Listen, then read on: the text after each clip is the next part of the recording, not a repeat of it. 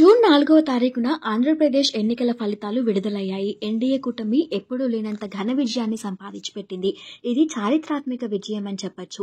ఎందుకంటే ఇంత భారీ మెజారిటీతో గెలిచిన మొదటి పార్టీ ఇదే అని చెప్పాలి. పవన్ కళ్యాణ్ గారు, నారా చంద్రబాబు నాయుడు గారు, అలానే బీజేపీ ముగ్గురు కలిసి ఎన్డీఏ కూటమిని తయారు చేసి భారీ విజయాన్ని దక్కించుకున్నారు. ఈ సందర్భంగా అన్ని చోట్ల కూడా సంబరాలు అంబరాన్నంటుతున్నాయి. ప్రజలందరూ కూడా ఏపీకి మంచి రోజులు వచ్చాయి అంటూ కామెంట్స్ పెడుతున్నారు. జూన్ 12న నారా చంద్రబాబు నాయుడు గారు ఆంధ్రప్రదేశ్ రాష్ట్ర ముఖ్యమంత్రిగా ప్రమాణ స్వీకారం చేయబోతున్నట్లుగా తెలుస్తోంది.